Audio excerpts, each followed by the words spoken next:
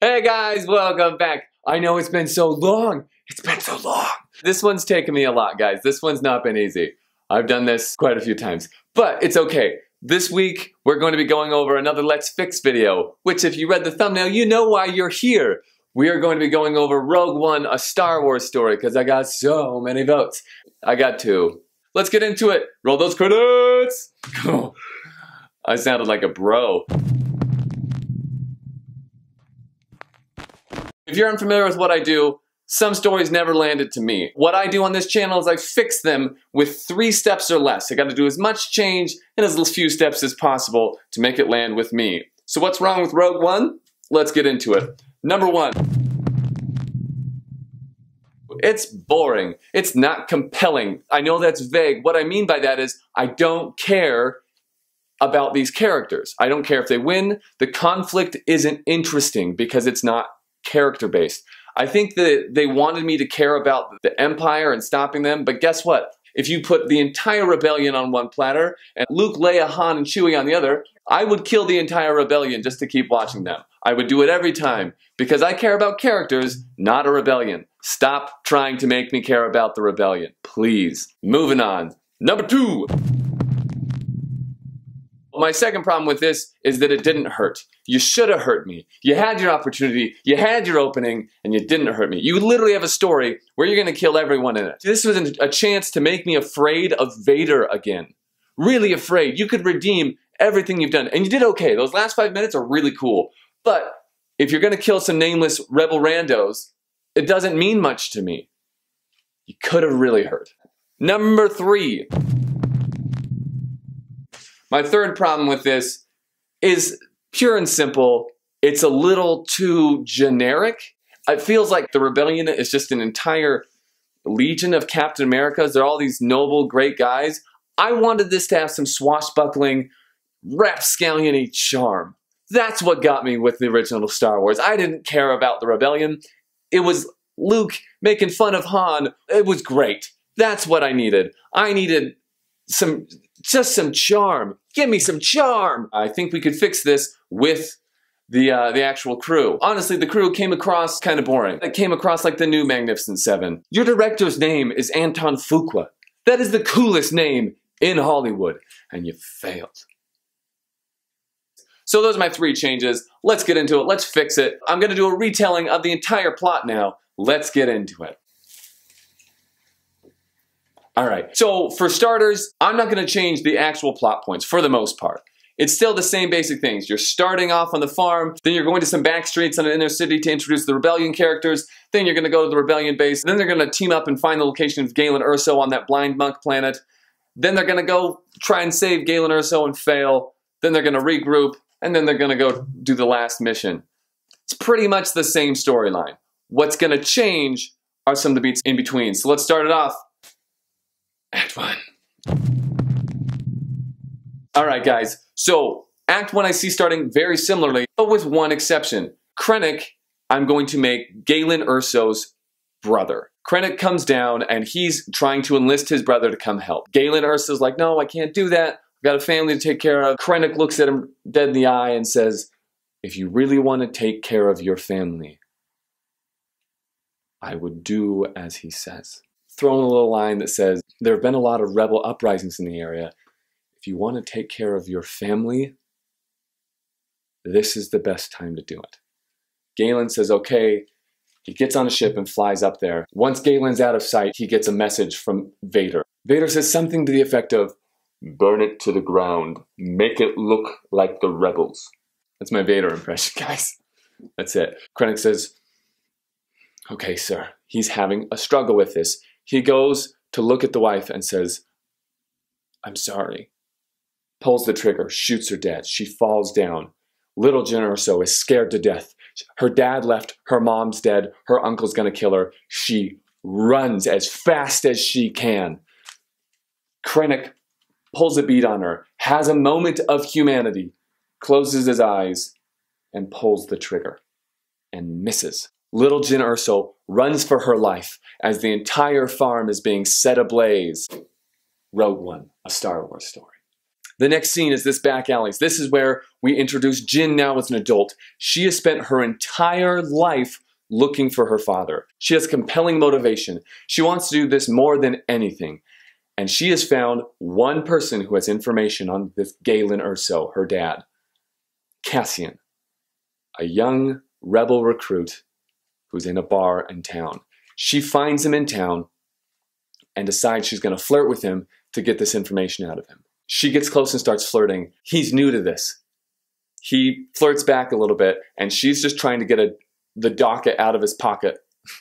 Docket out of his pocket. She's trying to get a file or something out of his pocket so she can get out of there.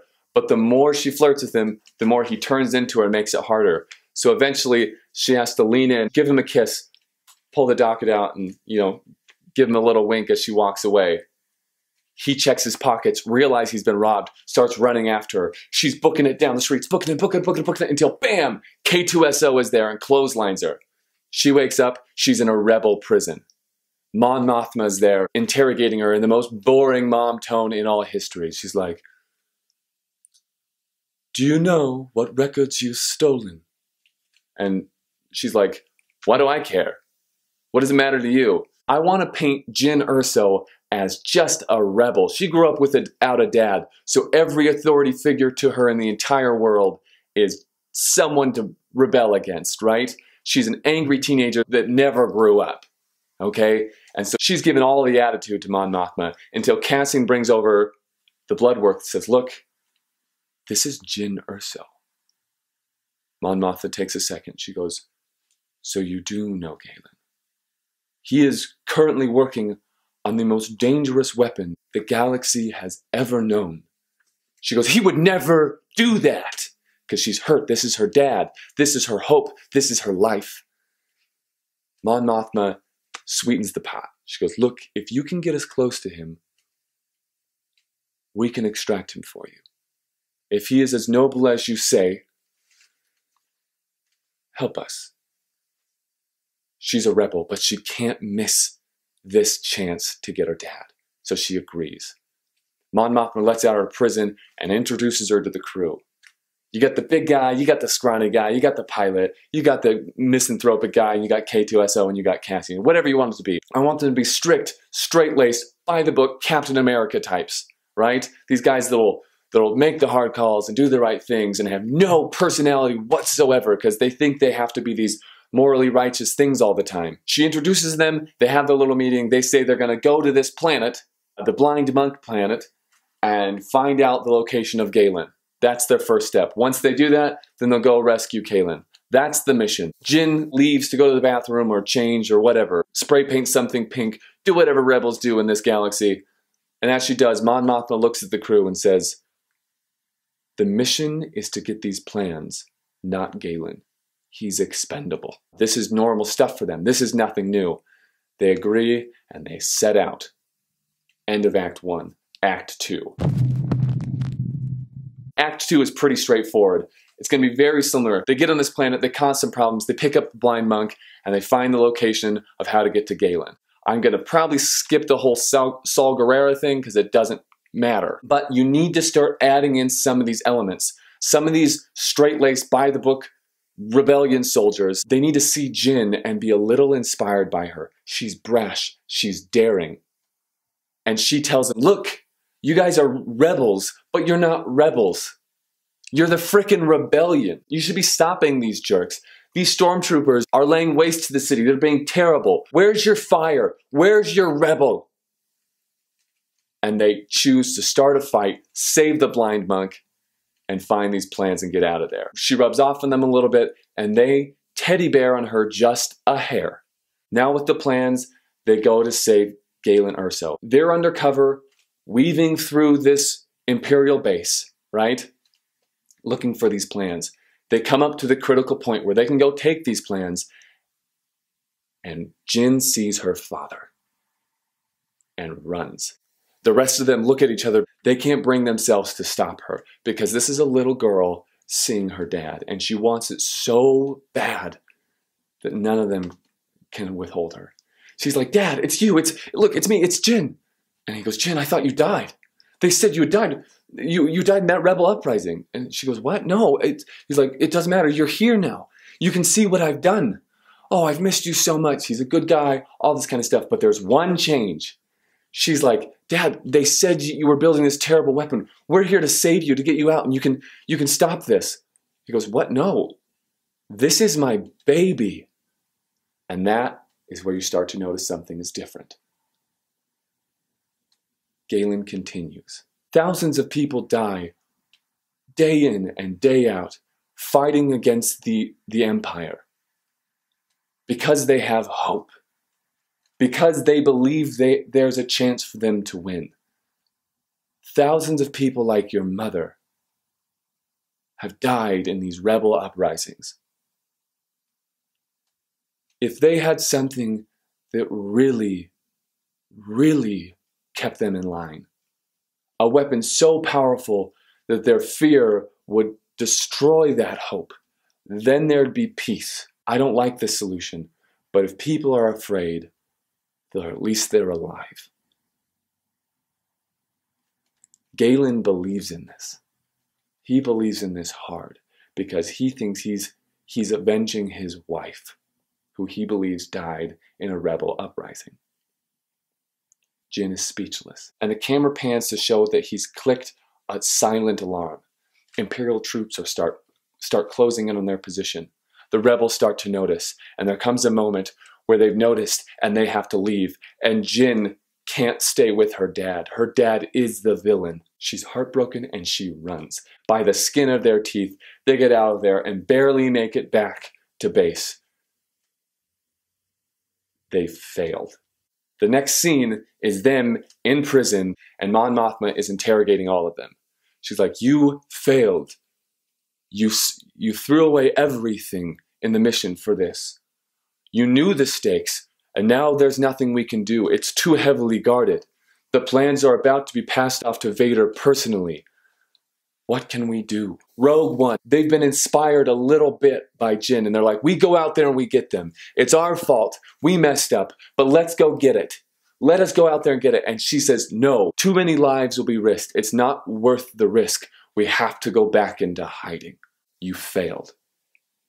I hope you know what you've done. She walks away and leaves them in this jail cell as rebel soldiers are packing up stuff and putting it on ships because they have to get out of here. Here we start Act 3. They're in this jail cell and they're fighting about who's to blame. And before that blame can be passed to Jyn, Cassian steps up and goes, it doesn't matter who's to blame, almost defending her in a way. We did what we thought was best, and we have to do that again. And they're like, what do you mean? What can we do? This is a suicide mission. What do you expect us to do? A silence holds in the air as Jyn looks around at all of them and says, we rebel. Jyn has inspired them.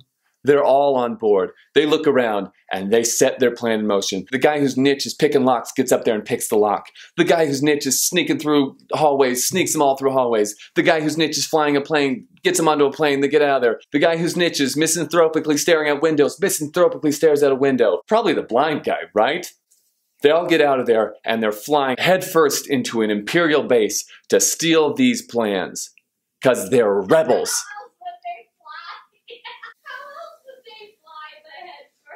It's an expression.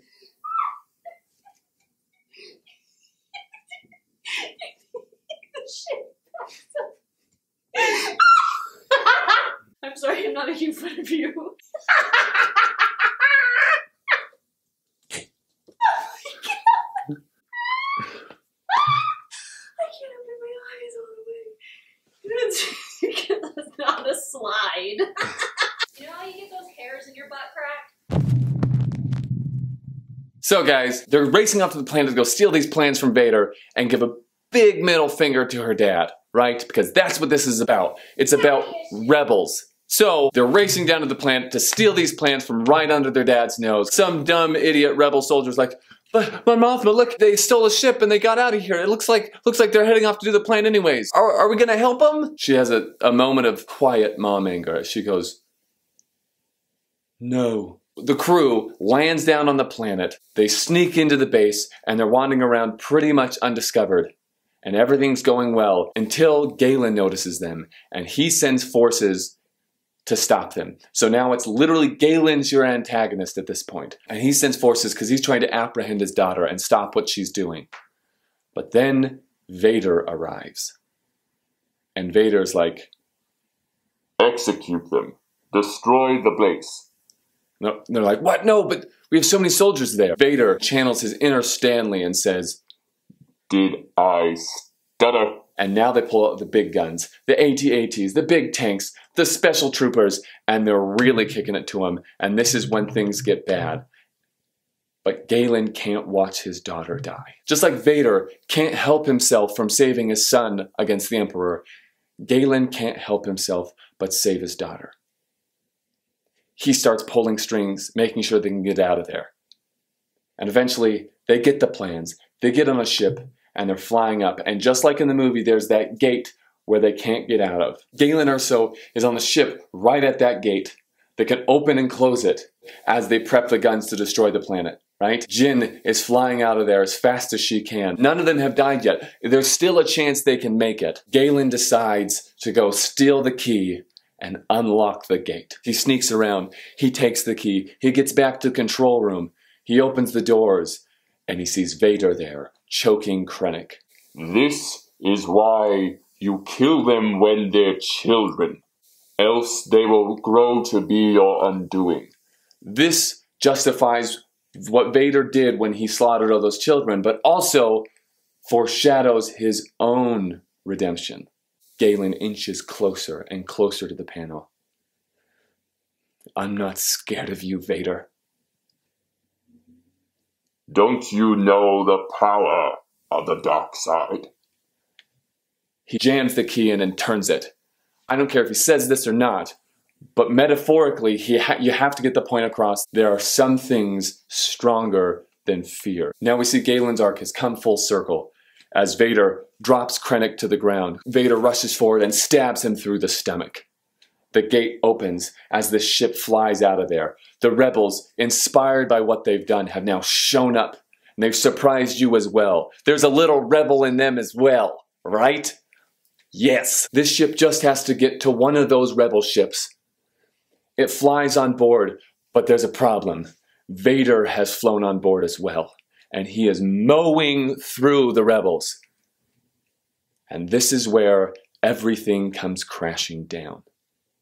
They're running to get off the ship, to pass these plans off through a door, just like in the movie. But instead of no-name rebel randos, it's your team. The lockpick guy goes out there and tries to fight against him, stabbed through the stomach, pulled. The next one comes up. The soldier sits there and bats him away, fires. He pulls his gun, crumples it, throws his lightsaber. Ugh. The next. Jyn's like, no, we gotta run. And they're all obeying her like she's their commander. And they're running. And eventually Cassian looks at her, looks back at Vader getting closer, and says, no, I'm gonna go buy you time. Jyn's heart softens just for a second. She goes, what? Why would you do that? I told you to run. And he goes, because I'm a rebel. And he runs back to try and save her. He picks up anything he can. He's throwing stuff at him. He's firing as she runs for her life. Vader's about to get the final blow in on him as she goes, I've got the plans right here. Vader looks, drops him, and then just moves as quick as his slow robot legs can take him. She gets to the door and she's waiting for it to open just a hair so she can get it through. There's 5 or 6 other soldiers that are trying to keep Vader back, but he's mowing through them. She barely gets the plans through the door as she closes the airlock, looks up at Vader, and just like her father, says, I'm not scared of you. Vader, furious that all his strength means nothing at this moment, stabs her straight through the stomach as the ship flies away. Cassian escapes just in time. Oh no, even better. I'm changing it. I didn't think about this till right now. Cassian actually lives, and he gets through the door, and the door is closing, and Jyn passes the plans to him and shuts it. and there's just that one little window where he can see what's going on. That's when Jyn turns around and says, "I'm not scared of you." Vader stabs her straight through the stomach as Cassian is pounding on the window, screaming with all of his might, watching this girl he could have loved die as the ship pulls away. And they've got it. They've won. And you've killed almost all of them. And it hurts. And the last scene can be of Cassian holding these plans with Jyn's blood still on them. And you've got a really great, tender moment, and you hurt me.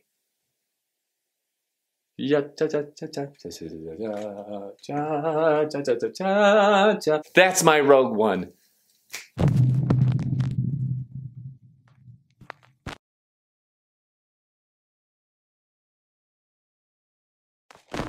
You got it, guys. This one took me so much time. I've literally recorded this entire thing 6 or 7 times. Thank you so much for waiting a couple weeks for it. I really hope you liked it. Please like and share and subscribe and all that kind of stuff. Please comment. Let me know if you liked it, if you didn't, if you have thoughts, if you think it's terrible. Let me know. I'd love to hear it. Genuinely love to hear it. Thanks, guys. Until next week, be titular. My mom is calling. Hold on. Mom? Hi, David. How are you? Good, good. I have a technical question for you. A technical one. Mm-hmm.